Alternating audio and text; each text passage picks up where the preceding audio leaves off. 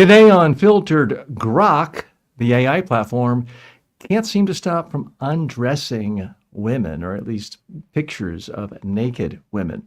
In Silicon Valley, more billionaires are moving out. They're leaving California. Controversy continues to rage over the ICE killing of the 37-year-old mom in Minnesota. We'll be looking at that story, plus how J.D. Vance's rhetoric is scoring points with his base, but not so much with the others, and even alienating prominent members of the Catholic Church. And is this the week that really sends the signal that 2026 will be the last year of democracy in America? All that and more today on Filtered. Welcome to Filtered with TJ Walker. Hi, and welcome. Thanks for joining me today. It is Saturday, January 10th, 2026. Beautiful day. I'm here in the Palm Beaches. It's fantastic. 76 degrees. I just finished 2.5 hours of pickleball, and I hate to brag, but I did win every single game today. So my weekend is off to a great start. I hope yours is as well. Let's do as we do every day here. Check in on how the market did yesterday. S&P 500 closed at 6,966, up 0.65%. The NASDAQ Composite closed at 23,671. That's up 0.81%. But you know what? Doesn't really matter what it did yesterday for you or for me. We're about long-term thinking here. So always keep in mind the long term. Over the last 25 years, the S&P 500 has gone up on average 8.32% per year. The NASDAQ 100 has gone up on average 9.09% a year. So please always keep in mind the big picture, the long term, because that's the secret to long-term financial security. Okay, let's dive right in here. A lot going on, a big news week, so much for the holidays and things slowing down, although they didn't really do that.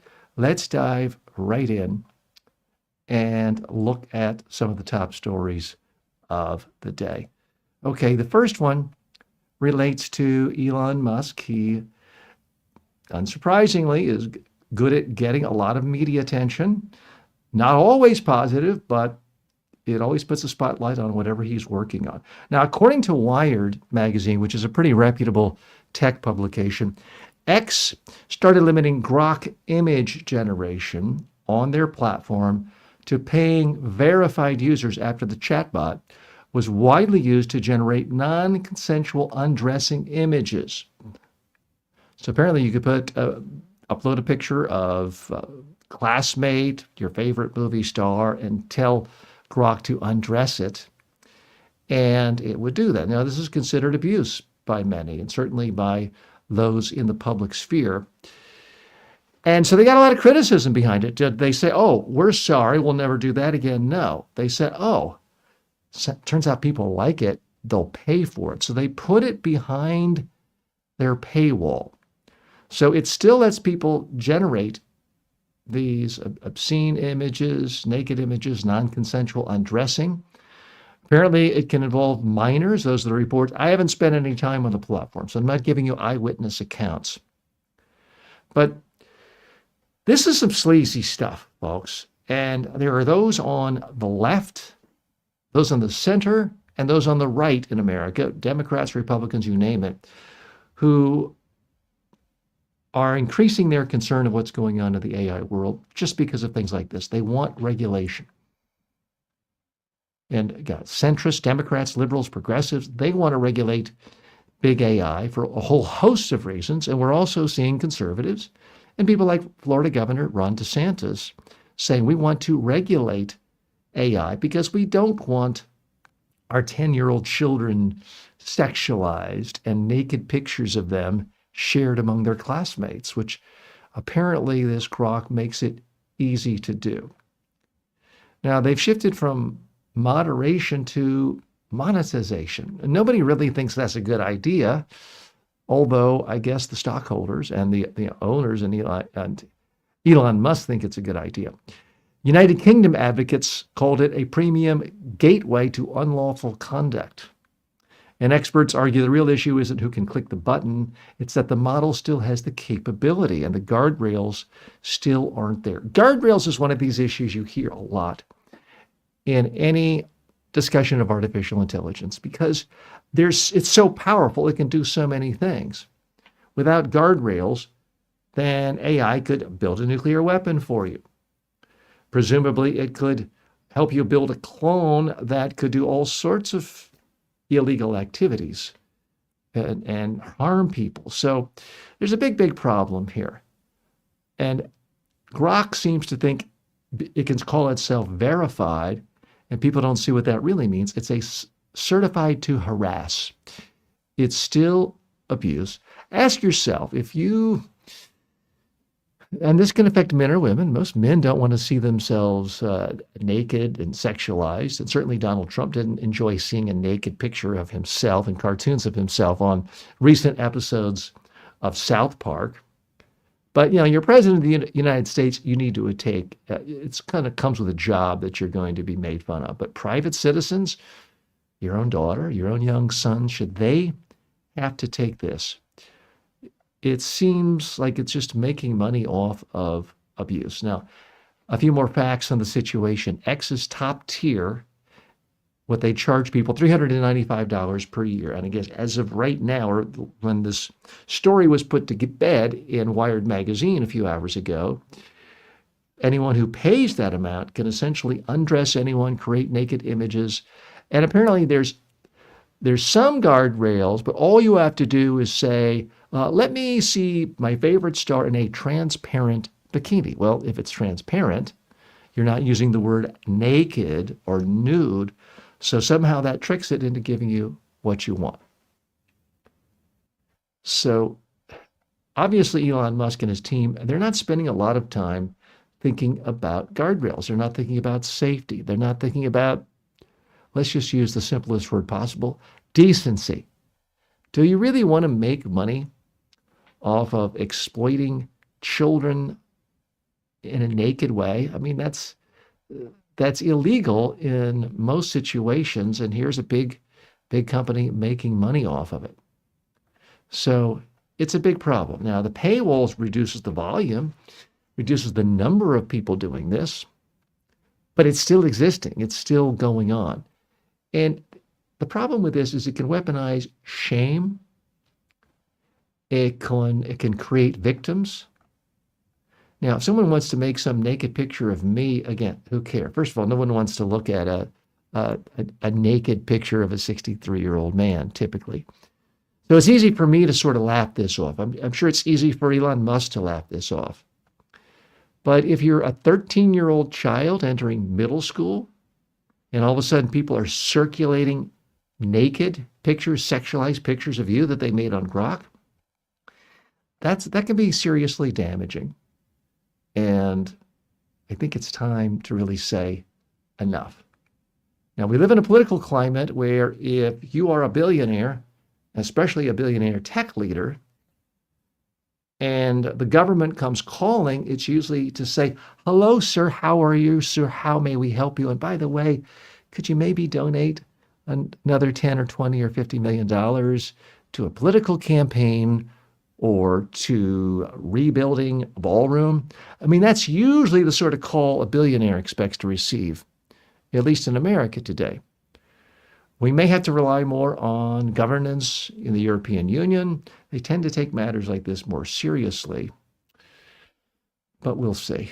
If you are using any of these systems and you see things that strike you as just profoundly nasty, obscene, monetizing, victimization, sexualization of people, especially minors, I urge you, speak out to your elected representatives and let me know. Post your comments right here if you see it.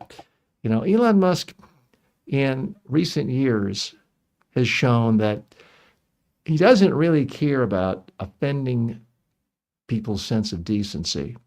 When you look at what's happened to Twitter, now X, and how it's become just a cesspool of right-wing extremism, of racism, anti-Semitism, vile misogyny, it's not really a surprise that another one of his ventures also sort of errs on the side of doing that, as long as you don't criticize Elon Musk.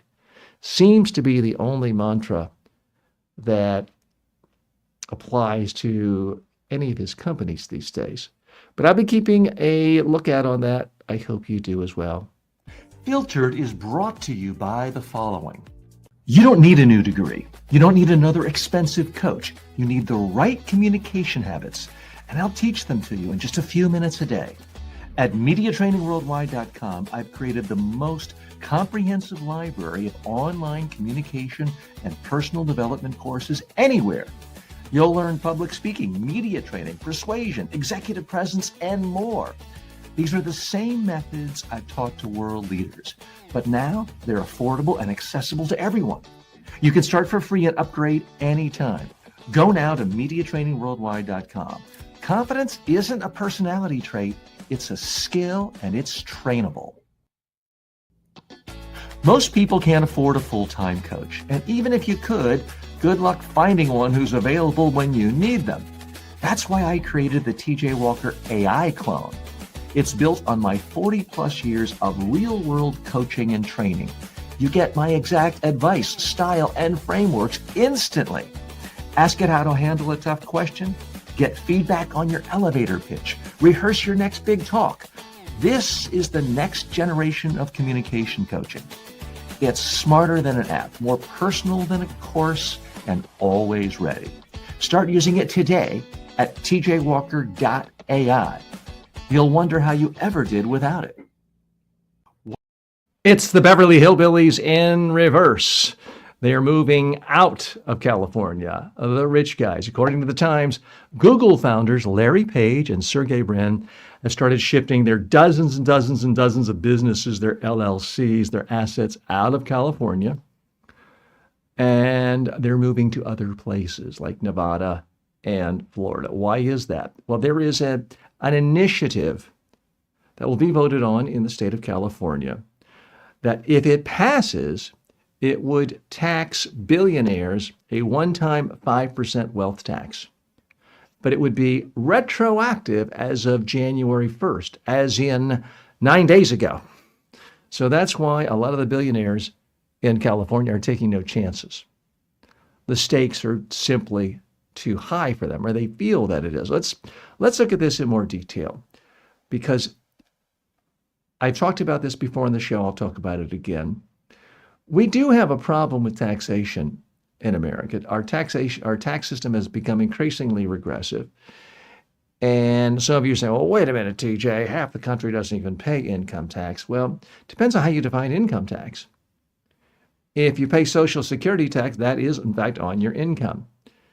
If you pay a really high sales tax, as people do here in Florida where I live, and you don't make much money, that sales tax is a very high percentage of your income. So if you really look at tax in the sense of all of your income, and then what percentage of that actually ends up in the government's hands, we have increasingly, certainly for the last 46 years since the Reagan Revolution, seen our tax system become less progressive. Yes, it's gone up and down a little bit during certain administrations, but by most accounts, it's become less aggressive. So this, or become more regressive, it's become less progressive.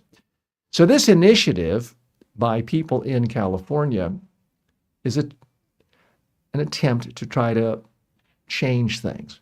We live in a culture where billionaires are becoming richer and richer and richer. And we're seeing a carving out of the middle class. This is a theme you've seen centrists, liberals, left, and occasionally even those on the right talk about. It is a real problem. The question is this the best solution? Now, as I said before, and I'll say it again, I am sympathetic to the goals of this as a practical, tactical matter. I think it's ill thought out and problematic and isn't actually going to raise any more money. And I'll go into those reasons in just a moment. But first, the facts.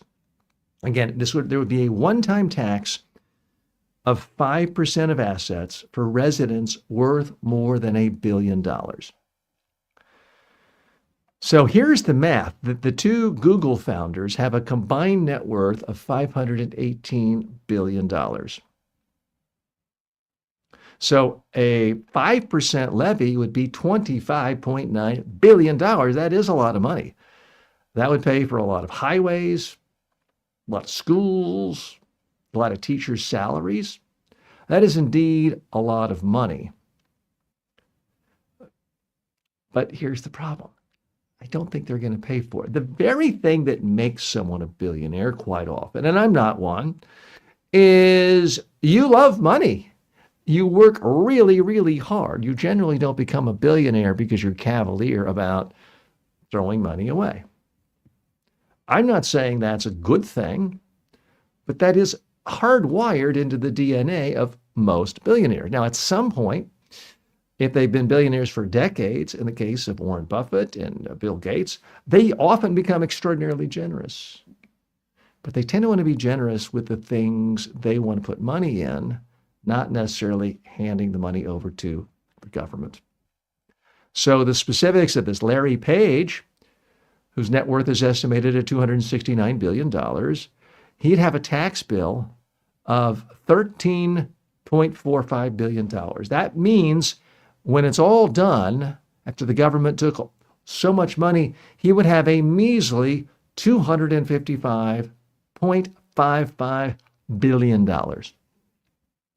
Sergey Brin has a net worth of only $249 billion, according to estimates, after he pays the $12 billion surcharge. If he were to stay in California and the law passes, he would only have $236 billion left.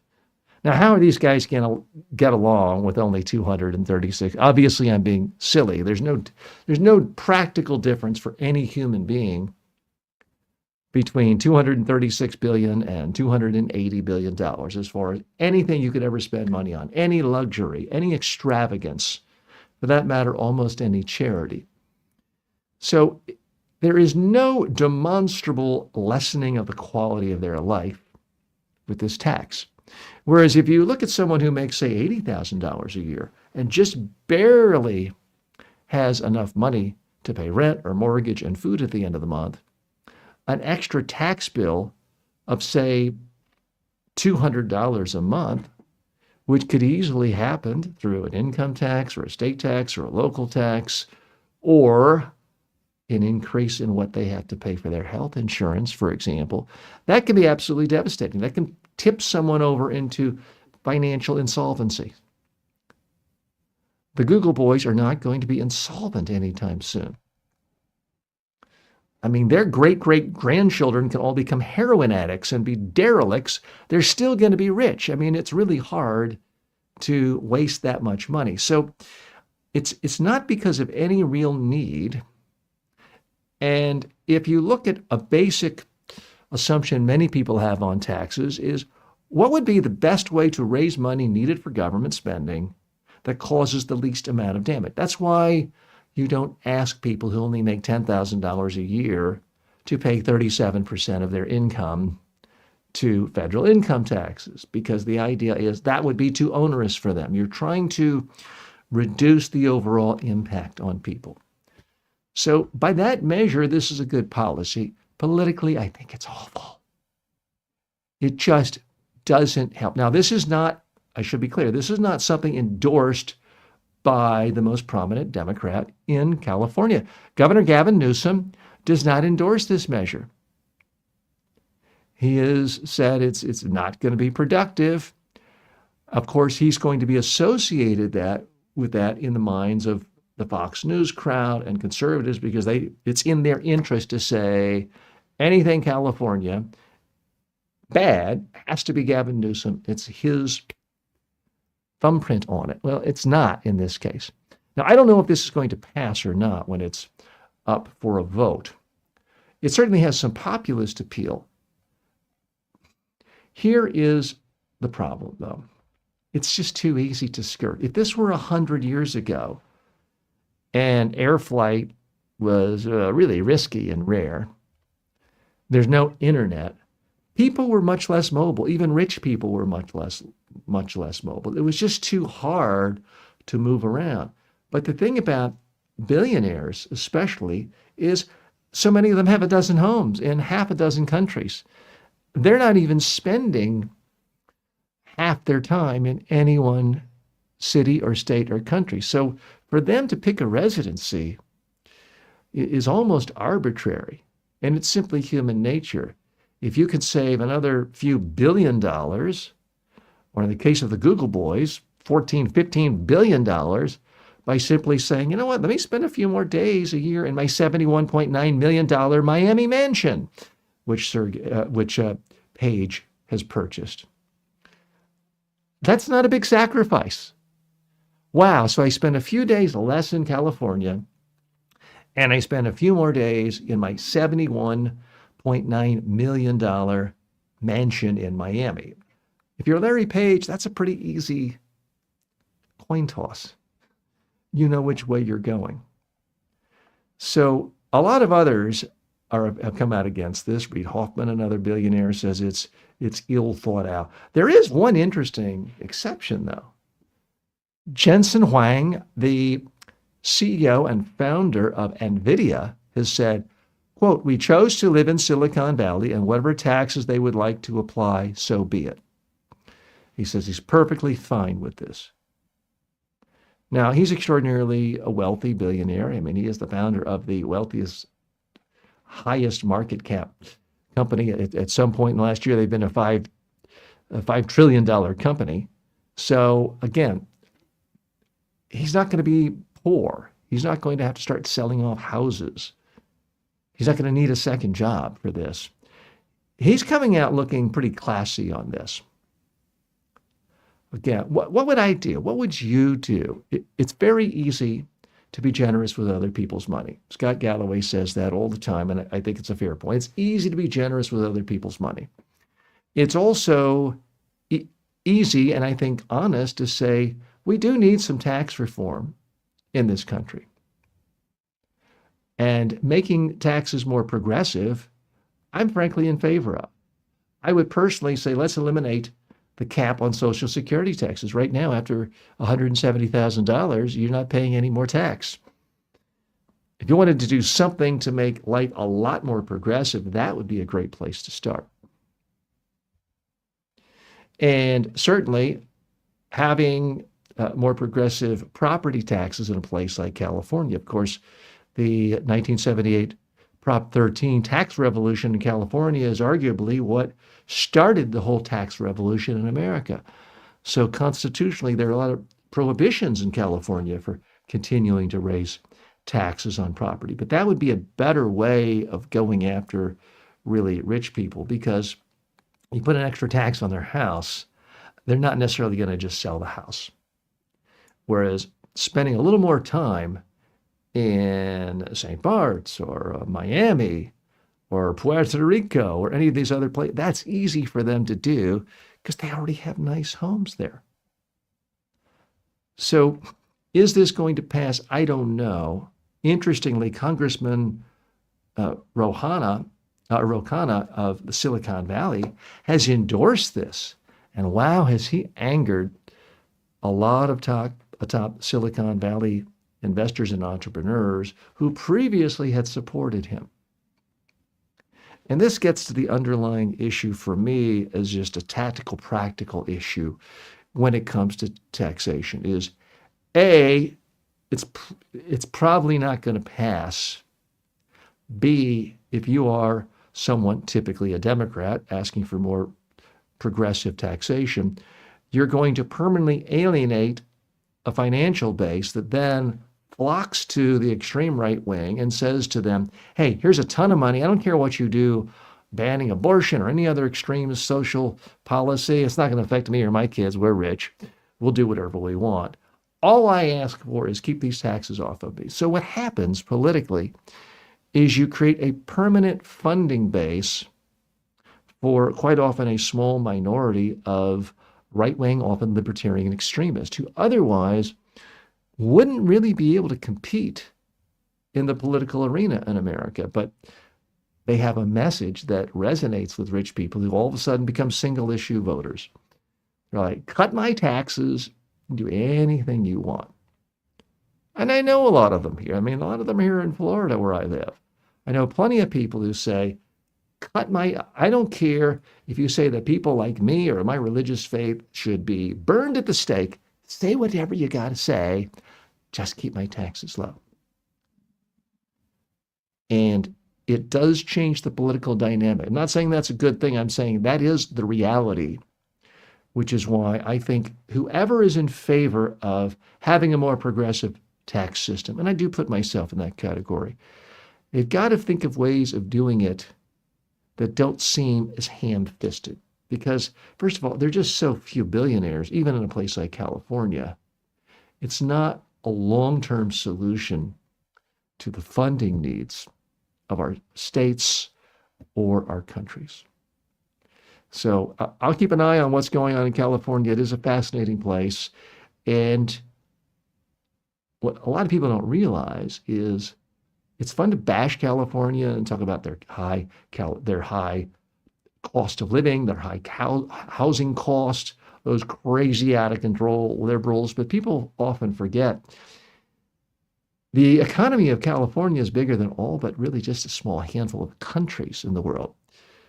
Most of the great economic wealth fueling our entire world is from companies based there. It has the best higher education system in the world. It has some of the most beautiful geography. It is the cultural capital of the world. Hollywood still is. It's fading, but it's still there. It's the technology capital of the world. And let's not forget, one of the reasons why housing prices cost so much is because so many people are dying to live in California. Like what you heard? Don't let the algorithm bury us. Subscribe now at substack.com/@TJWalkerSuccess. Want direct access to me live? Want to unlock bonus episodes, behind-the-scenes takes, and full access to my premium courses? Then become a member today. Just go to tjwalker.com/members and choose your preferred platform, YouTube, Patreon, whatever works for you. This isn't just another subscription. It's a full access pass to the tools, coaching, and content that can transform your communication and career. tjwalker.com/members. I'll see you inside. This is basically how the meeting went earlier this week at the White House. Hey, big oil, why don't you risk billions of dollars in a country that has seized all of your stuff, not once, but twice before? Now, how do you think that went over? That's essentially what happened in the White House this week, where President Trump really put some pressure on U.S. and European oil giants. He wants them to invest $100 billion in Venezuela. And a lot of the executives apparently really didn't want to go there. But when the President of the United States asks you to show up, you show up. But it sure seemed like a lot of them wanted to kind of recede in the background. They weren't too excited about being there. And they certainly didn't raise their hand and say, well, sure, put me down for $100 billion. That was not the response at all from the leaders. The problem with Venezuela isn't a resource problem. It does, in fact, have a lot of oil. It's a rule of law problem. Who knows what's going to happen there? And here's the thing about big companies. It's not that they're all, warm, cuddly. Oh, we love democracy. It's so wonderful. They want rules they can count on. And traditionally, until recently in the U.S., that was the beauty of the rule of law in countries like the United States, is you could count on it. If you bought property and you had a deed, someone wouldn't just show up the next day saying, oh, this guy over here, Smith or Smirnoff, now owns it. Get out of here. That's what happens in places like Russia, Cuba, Venezuela is where it happened. And that's why a lot of U.S. and European oil interests are not particularly excited about going back into Venezuela right now. Interestingly, the Exxon CEO, Darren Woods, was pretty blunt. He pointed out that their assets there had been seized twice. They've lost a lot of money there. Returning would require major legal changes. and durable investment protections. Well, how do you really do that when there is a dictator there one minute, and by all accounts, Maduro was not properly elected. He stole the last election. He was a dictator who imposed himself on the country and basically destroyed it, caused 8 million people, a gigantic percentage of the population, to flee. So he was horrific, and in the process of that, the entire apparatus for the petroleum industry was not completely destroyed, but close to being destroyed. So why would anyone get excited about that?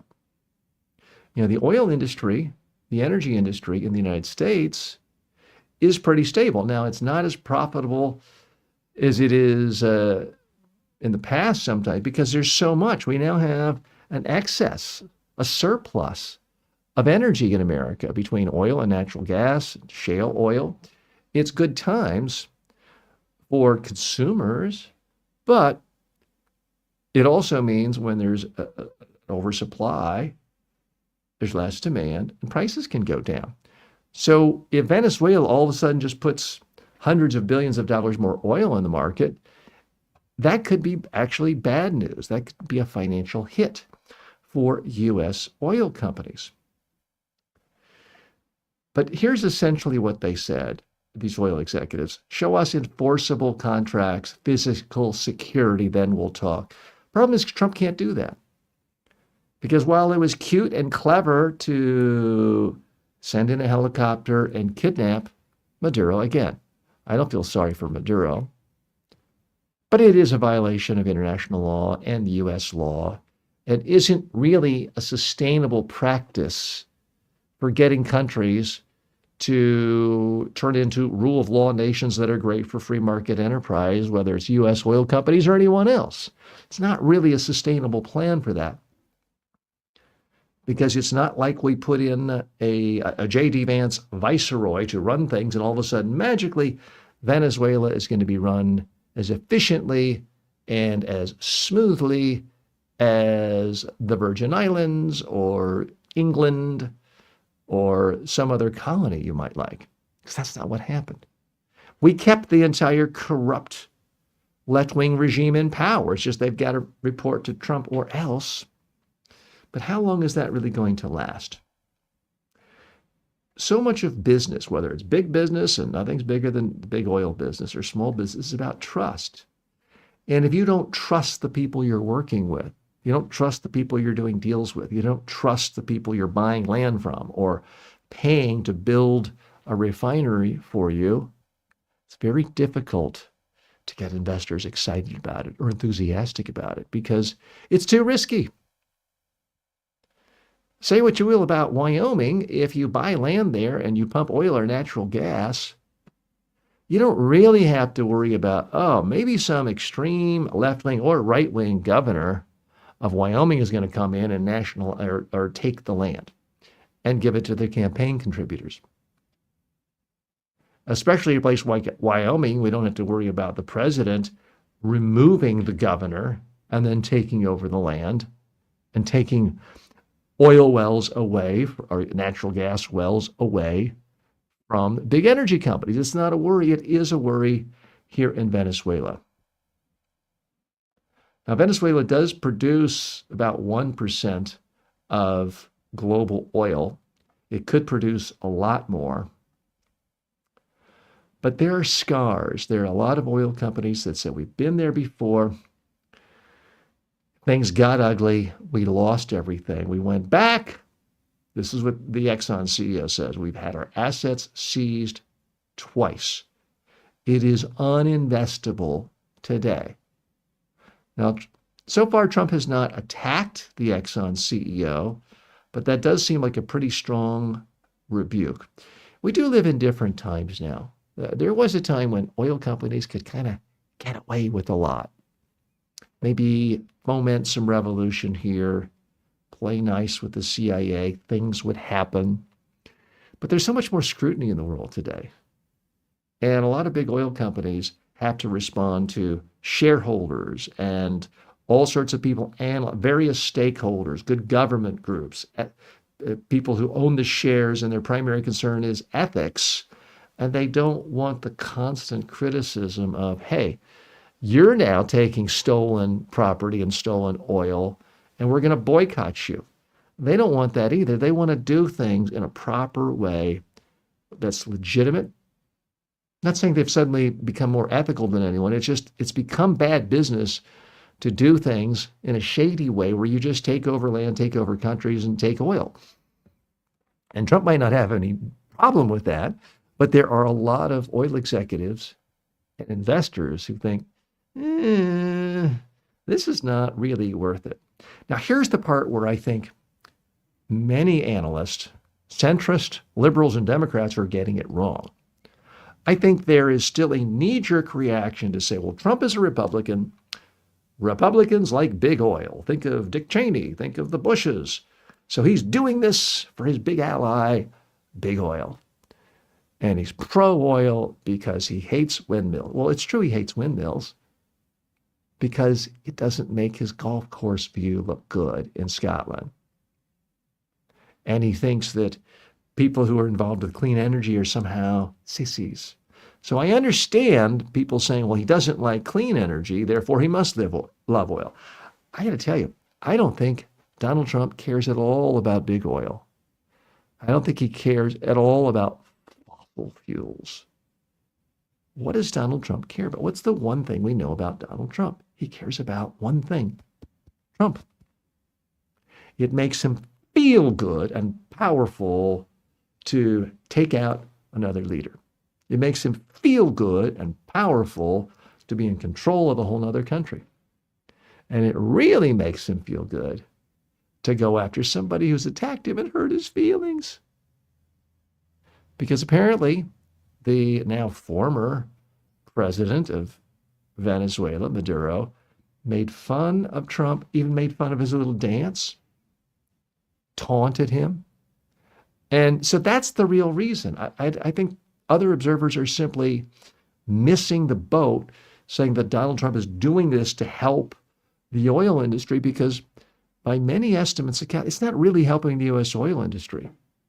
They're doing fine right now with all the oil on the world markets and in the United States.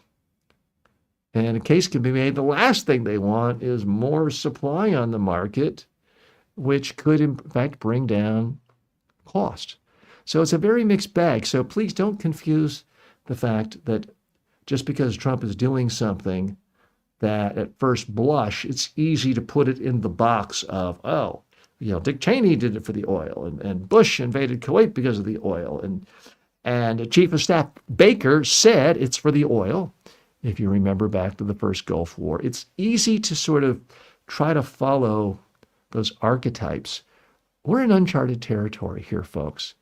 Trump is singularly, let me be charitable here, different. He's unique.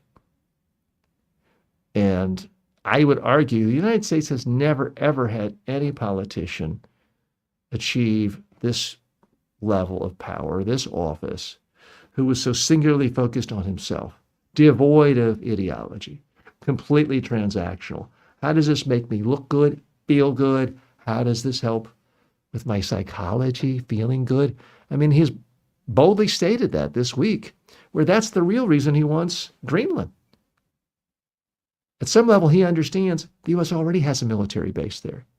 At some level, he already understands Greenland has already said, we'll do anything you want. You can set up more observation. You can have more military base. You can do whatever you want. Trump's mentality is psychologically, I need to be able to tell people I own it. That's the thing that's really going on here. Donald Trump wants to own Venezuela because this leader criticized him, hurt his feelings, made him feel bad. If you think Donald Trump cares about the fact that Maduro essentially destroyed a democracy, you're not paying attention. Donald Trump doesn't care about democracy. If you think Trump cares about the fact that the economy of Venezuela was destroyed to the point where 8 million people had to flee, you're not paying attention there either. He cares about his ego. He cares about looking good, and he cares about making anybody who ever criticized him pay some form of a price, a big, big price. And that's what happened in Venezuela. But are American oil companies going to start paying some of that price too? I think we're going to see some very smooth dancing from a lot of CEOs of oil companies. I think they'll kind of say, yeah, great, we'd love to invest. Let my team draw up some proposals and paperwork and do the diligence, and we'll get back to you. And they never do. We'll be right back after this break. Want more? Grab my 5-book success library for $9.95 at tjwalker.com/books. It's the fastest way to level up your communication. Imagine being the most confident person in the room, whether you're on Zoom or on stage. That's what thousands of professionals are learning to do right now through my online communication courses. At Media Training Worldwide, you can access my complete training library on demand, affordable, and actually effective. Whether you're preparing for media interviews, client presentations, or TED-style talks, I've got you covered. Check it out, MediaTrainingWorldwide.com. You'll never wing it again. Okay, the news just continues coming out of Minneapolis, Minnesota, and the tragedy there of Renee Nicole Good being shot to death by the ICE official. New information has come out in the last 24 hours where the ICE agent is heard on tape saying, and I will clean this up just for being polite, essentially saying, take that, you effing, something that rhymes with which certainly paints the picture that he was doing this out of anger. Now, I'm going to be honest here. I'm here as a sane, sensible centrist. A lot of different people have looked at the video of this tape and come to different conclusions. I'm not going to tell you that there's only one interpretation of this video, and anyone who disagrees is insane. I'm not going to tell you that. There are some who would, on both sides. I can tell you, when I look at the video surveillance footage and the cell phone footage of this incident in Minneapolis where Renee Nicole Good was shot and killed, to my eye, this certainly did not look like the officer was in danger of his life. First of all, if you're worried about being killed, are you holding a cell phone and a gun at the same time? I think if I'm worried about dying, I'd drop the cell phone. Apparently he was holding his cell phone, recording it too. Now, other additional news bits have come out on this story where apparently there's one officer on one side of her saying, move, get out of here. Another one saying, get out of the car. And that's a tense situation. I mean, this is an average citizen. Let's remember, this is not a soldier. This was not some hardened criminal. This was a widow with 3 children who just dropped off her 6-year-old child. This was a poet. This was and sorry if this offends anyone, but I do think it's relevant here. This was a white woman, a 37-year-old middle-class white woman in America, lightly brown, sandy hair. And I only point that out because there are a lot of people who seem to take the attitude of, well, it was a poor black homeless guy killed. Well, who cares? Not a good idea, not good values, but that has helped military, I say military, Freudian slip, that has helped police officials and ICE officials in the past if they kill someone that doesn't, shall we say, generate sympathy among a lot of middle-class white Americans. This case is different. And the more people find out about this woman, she was apparently a very sincere, devout Christian. Again, not that it's better to shoot and kill people because they have other religions or no religion. I'm not suggesting that. But the more we're finding out about this person, it contrasts very sharply with what the administration just reflexively said from J.D. Vance on down, This woman has been demonized, been called someone who's a part of domestic terrorism. I mean, she was apparently driving on her way home from dropping off her child at a school, and to try to paint her as a domestic terrorist is frankly bizarre. To say that this agent was just doing his job when he somehow was relishing calling her obscenities, this American citizen. Again, let's point out, ICE is supposedly going after all these illegal immigrants. Well, this was an American citizen. And, you know, according to a number of conservatives these days, she was one of the good ones. She was native born and white. So not even fitting in the typical profile of how ICE stops people. If you're brown, you look like, or you speak Spanish. Apparently she was not speaking Spanish either. And yet she still was shot. Now, here's what we're seeing. Again, she's instantly called radical. She's instantly called deranged by members of the administration. And as typically happens in this administration, there's never a moment of contrition. There's never a moment of reflection. There's never one scintilla of an opening for the possibility that, oh, maybe we made a mistake. No, it's always we're 100% right. Anyone who gets in our way is a radical extremist, a terrorist.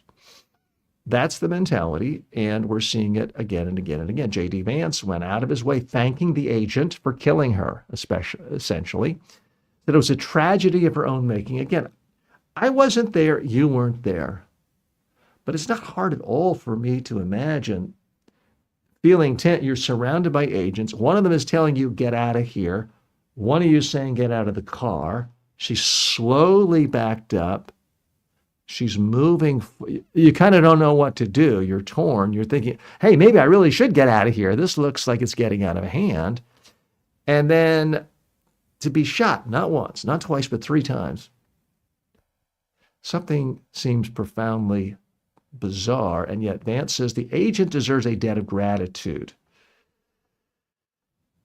Now, the mayor of that city has said this is flat out murder. J.D. Vance says it's her own fault. Now, how often have we heard from conservatives that you shouldn't just automatically blame the victim, and that's what they're doing? There's a guy who's done a very important job. He deserves a debt of gratitude. Here's the part. J.D. Vance tried to say that this woman is a victim of left-wing ideology. Now, folks, at any other time, this would be considered such a despicable lie that the person would be run out of public office. But since this is 99% a part of the milieu of ideas floating out of this administration, it seems like normal. It just seems normal to say, anyone who disagrees with us at any time for any reason, no, you can't be a principled centrist who has a different viewpoint. You can't be a principled Democrat. You can't be someone who is an honest scholar or intellectual or civic leader. No. If you disagree with us, you've been brainwashed by radical left-wing ideology. Now, it's awfully convenient to never have to be accountable to anyone, to say that absolutely 100% of all criticism is always illegitimate, because anyone who even shows up and says, hey, maybe we don't think you should be here. You're not really helping our community. In fact, crime is at an all-time low in Minnesota, which it is, and in Minneapolis. It's the lowest crime rate in recorded times, not counting ICE murdering people. And so for someone to say, hey, maybe go to other parts of the country where they need you more, get out, is not radical left-wing ideology. It's kind of something a lot of sane, sensible centrists are saying in that community. And that's what's totally bizarre here. This idea that anyone who voices opposition is no longer a legitimate citizen. That's new, folks. That's new in America. The idea that if you show up, now this woman wasn't yelling and screaming and in the streets holding a sign. She appeared to be driving by, got caught up in this somehow. And now the idea is it's not even just that if you don't follow what an ICE official tells you, you could lose your life. It's you got to guess which one. If they're giving you contradictory information, you got to guess the right way or you could be shot and killed. Or maybe it doesn't matter. Maybe if she had gotten out of the car, maybe the other officer on the other side who told her to drive away might feel emboldened. Oh, she's coming to attack us. She's getting out of the car. She's holding a gun. Oh, it's a cell phone. Boom.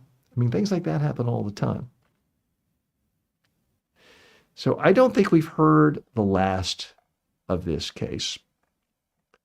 And I think if the Democrats, if the centrists, for people who care about constitutional democracy, if they have half a brain, and let's face it, that's questionable sometimes, they need to put Renee Nicole Good's face on every campaign bumper sticker, every campaign ad.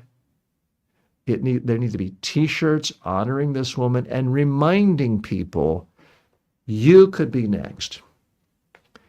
If the United States government can shoot and kill a middle-aged, widowed mother of 3 who's a Christian and a poet, if they can shoot her in cold blood, they can come after anyone, including you. Hey, if you're enjoying this kind of take and want to hear more stories filtered through the lens of communication, make sure you're following the show, whether you're watching or listening. New episodes drop every single day. And if there's a little notification option where you are now, go ahead and turn it on. It helps you stay in the loop. Okay, welcome back. Thanks so much for joining me today. It is Saturday, as I mentioned to you. It's January 10th, a beautiful, glorious day. Hope you're at least where I am in South Florida today. I hope it's great where you are. Okay, on to heavier topics, heavier even than the last one, or it's related to that. It's my prediction. And let me tell you right up front, I hope I'm wrong. I hope you can point this video out to me in a year from now and say, TJ, look at what a fool you were, how silly you were, how you overreacted, how you catastrophized. I'm hoping I'm wrong. I'm hoping you make a fool out of me, but here's my prediction. That this was the week that really sent the final messages to our society, to our country, that democracy is over in America. In 2026, it's officially ending, and we are officially becoming an authoritarian country. Let me walk you through the things that have happened just this week, the rhetoric that's coming out specifically. First, what related to what happened a week ago with Venezuela, Stephen Miller, who is by most accounts the most powerful advisor to the President of the United States, went on TV and just publicly said, we don't care about international law niceties, that the real world is governed by strength, force, power. The iron laws of the world. This is so this is just one element. I'm going to build a case here as to why I think, this is the week that we really saw an end to even the pretense of America living in a democracy. It's also why I think we are not going to have meaningful elections in 2026. Yeah, we'll have elections, but they're not going to be what we think of as normal or real elections in America. So I'm going to walk you through that in just a moment. So again, I'm hoping I'm wrong. But I do believe that when Stephen Miller speaks, he is often speaking what he really believes and that he does have real power. Same with Donald Trump. So we saw Stephen Miller basically saying that The only thing that matters in America, the iron laws of the world, is who has the most strength, the most force, the most power. Well, the United States government has more power. That might not always be the case. China gets to general AI first, they might. But as of right now, no serious person disputes the fact that the United States military is the strongest military in the world. Well, if you actually deduce from Stephen Miller's premise, it's illogical for the United States to stop at Venezuela. We could, in fact, take over every single country in the world, or certainly every single non-nuclear powered country in the world. Again, Stephen Miller's logic, not mine. I wouldn't do it. But if the iron law of history is whoever has the most strength, force, power can take over, why aren't we taking over Canada right now? Why aren't we taking over Mexico right now? Why aren't we taking over every single country in South America? Why stop? We can.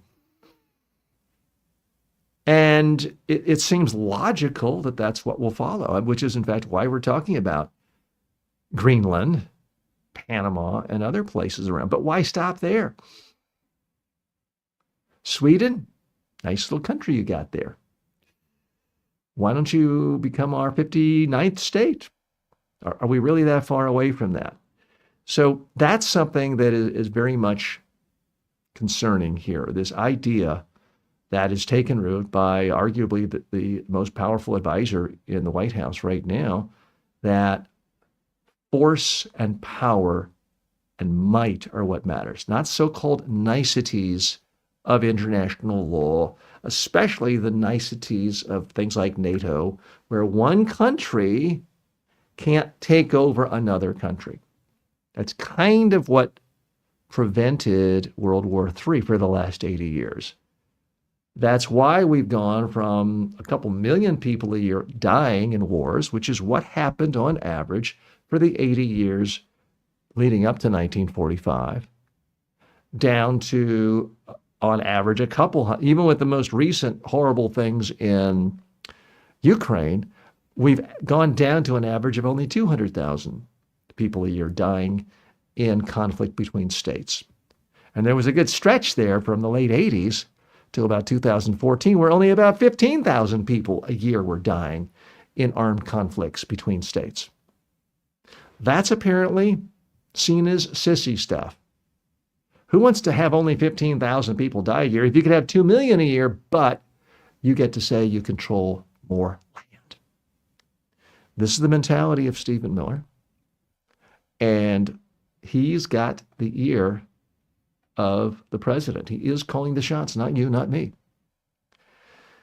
Next, we have the interview that Trump did with the New York Times, in which he clearly stated that the only check on his power is his own morality, his own conscience. Now, if you've seen any trace of Donald Trump's morality or conscience, you're a step ahead of me, because I've never seen any indication of that. The only thing I've ever seen him operate on is the assumption of, ooh, that's good, let me grab it.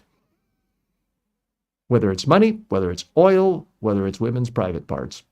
That has been his one consistent philosophical principle animating every aspect of his life.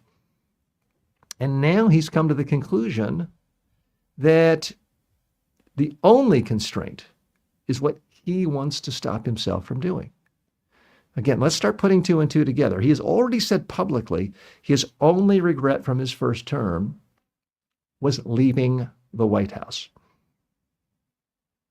So I think any Democrat, any centrist, any liberal, and for that matter, any Republican, any never Trumper who just said, well, if we just get through the next 3 years, he's constitutionally prohibited from staying in office. You're fooling yourselves. You're not paying attention. He's telling us right here, an on-the-record interview with the New York Times, that he's not constrained by not only international laws, niceties, he's not constrained by the U.S. Constitution. Nothing he's doing now is constitutional.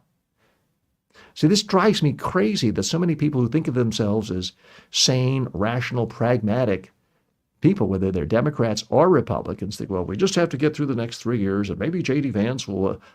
forget J.D. Vance. J.D. Vance is irrelevant and might be irrelevant for a long time.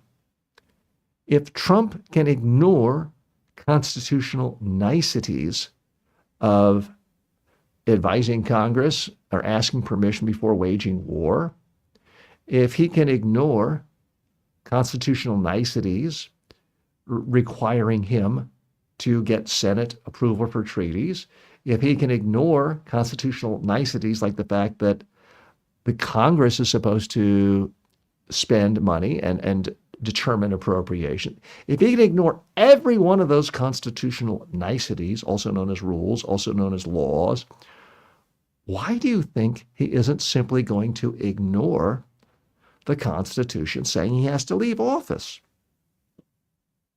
Because what we've seen repeatedly, again, just this week, is he's got this new toolkit, which is anybody he doesn't like internationally, he can just call them a drug dealer and say, oh, it's a domestic issue, let's go arrest them.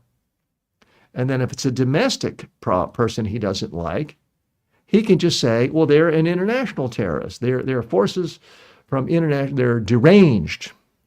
They are a part of the radical left. And they are causing an emergency, danger for Americans. So let's investigate them. In the case of Renee Good, just shoot and kill them. Again, not what I want to do, not what I want to see, but that is what happened this week. And so far, Trump is looking at his team, and he's probably thinking, wow, they're just doing exactly what I wanted. They're following the line. Look at my boy, JD. He's just doing the same old thing of calling her a radical leftist, a radical extremist. She's a victim of left-wing idiot. They're doing all my talking points. This is easier than I thought. There's no pushback at all.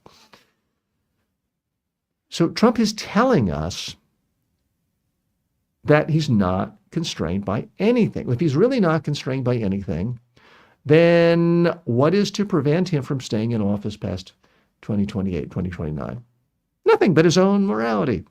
What is to prevent him from canceling elections in 2026? Nothing. If the only thing putting an impediment to his actions is his own morality, and he thinks, hey, I'm great, this is good for me, who cares about democracy? Why not cancel this? Now you could say, well, TJ, that's kind of hard to do.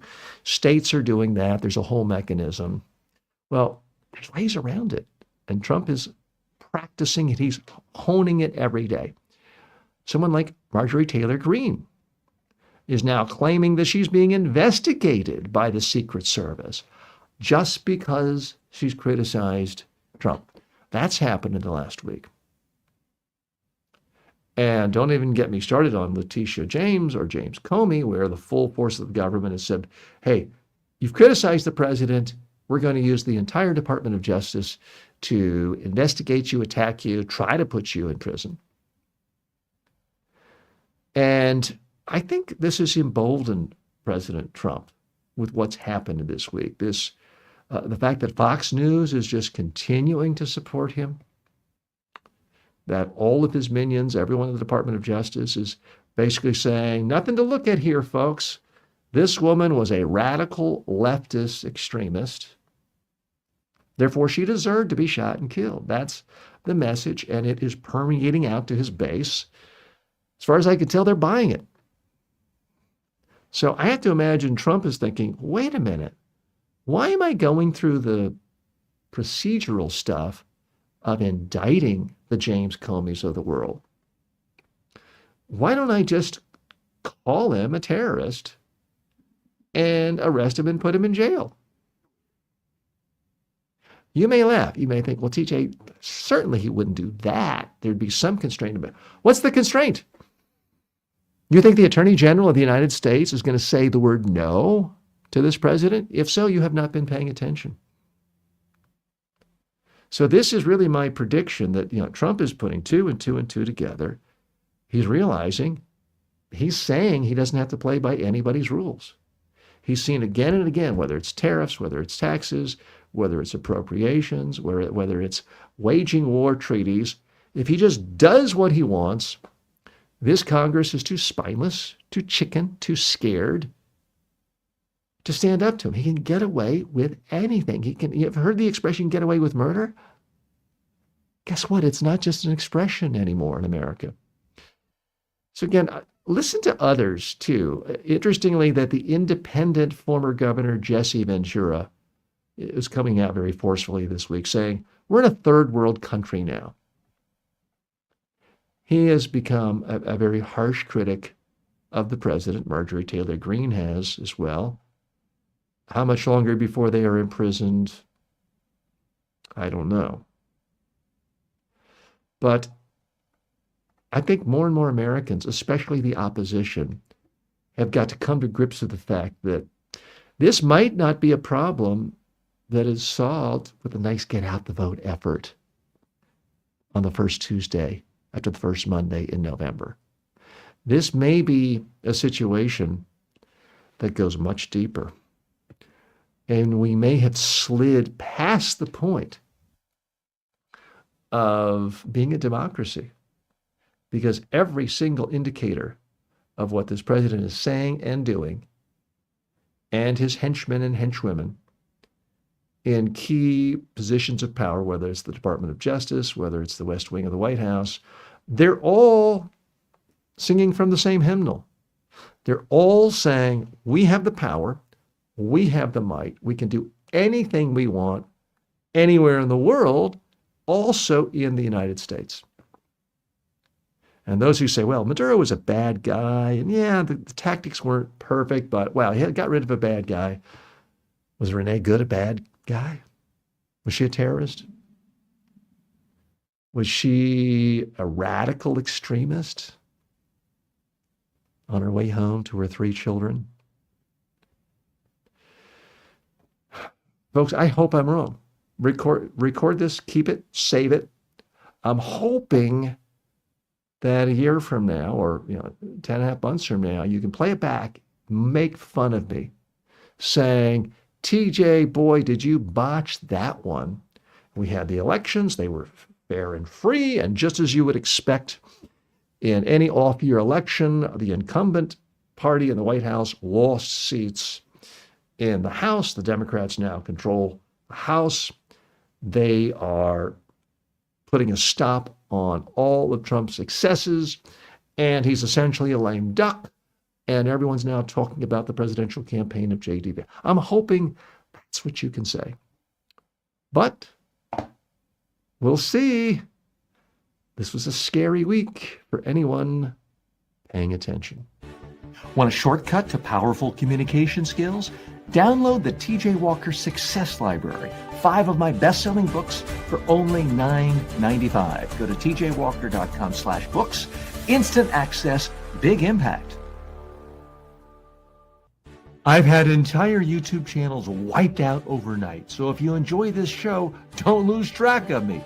The safest way is my newsletter, substack.com/@TJ Walker Success. Sign up for free and you'll get exclusive commentary, live session alerts, and first access to new tools. Again, that's substack.com. Just search for TJ Walker or go to substack.com/@TJ Walker Success. Your direct line to everything I do. Enough of the politics. Now, this show is not fundamentally a political show. We've talked about it a lot today, but I'm here to look at the top business stories, which the whole oil, all the CEOs talking about being forced to invest in Venezuela is a business story. We're here to talk about technology stories, which I did earlier today, talking about the problems with Grok and its sexualizing of images and monetizing sleaze. And we're here to talk about broader cultural issues. And to do all of that filtered through the lens of communication skills, personal development skills, and ultimately truth. Because my belief is you'll be more successful by being a stronger communicator, not only in how you communicate, but making sure you receive communication in a way that's ultimately giving you truth. So that's what we're about right here, and I appreciate you spending time with me. Let's go to our final segment, and this is where we take questions from you, my students. I do have more than 12 million online student enrollments in my communication and personal development courses. So I like to end most shows taking a question from one of my students. This one comes from a student named King, who is in the Complete Train the Trainer boot camp. The question is, how can critiquing the speaking skills of others help trainers improve their own communication and presentation effectiveness? Well, anytime you're teaching people other things, it helps you get more grounded on fundamentals. It's not just with public speaking training. If you are teaching other people how to play tennis, for example, quite often it helps you remind yourself of important fundamentals. If you're telling someone, make sure you really watch the ball hit the center of your racket, don't be looking over the net of where you want it to go. You already knew that intellectually, but by telling a student that, you're more likely to follow the practice yourself. It's exactly the same when you're critiquing other people with speeches and presentations, because it's human nature to slide into old bad habits, to not prepare enough. It's easy when you're seeing a colleague or a student of yours stand up and give a presentation, and they're clearly winging it. They're thinking on their feet. They're looking up, I'm sorry, I didn't think of this through, or, oh, I didn't realize what the next slide was. When you see other people give a presentation and they clearly weren't very prepared, and you realize, oh, everyone's bored and they feel disrespected by the speaker, it's a great reminder to you, next time you're giving a speech, I better really prepare. I don't want to be like that student I saw the other day. So that's really how it helps you the most. And it helps you hone your ability to isolate and analyze 1 second at a time what's happening in a speech. Now, I do recommend, even for seasoned speakers, to practice and rehearse on video until you like every aspect of your style and substance. That's what I recommend. And if you're routinely critiquing other people's speeches, it's going to be that much easier for you to critique your own. But you do have to take the initiative, turn your phone on or your webcam, and practice your speech on video and record it and actually analyze it. So, King, I'm hoping you continue to help people with their presentation skills, and I'm hoping you improve yourself. Thanks so much. That's it for today's show. If you're new to Filtered, thanks for watching. Thanks for listening. If you're listening on any podcast platform, please take a moment, make sure you've actually hit the subscribe button or the follow button on your podcasting platform. Please leave a review. I'd like a 5-star review, but give an honest assessment of what you like and any value you receive. If you're watching this on any social media platform, YouTube, any others, please leave comments, subscribe, sign up for notifications, and tell your friends. I'm TJ Walker. This is Filtered. You enjoy the rest of your day. See you tomorrow.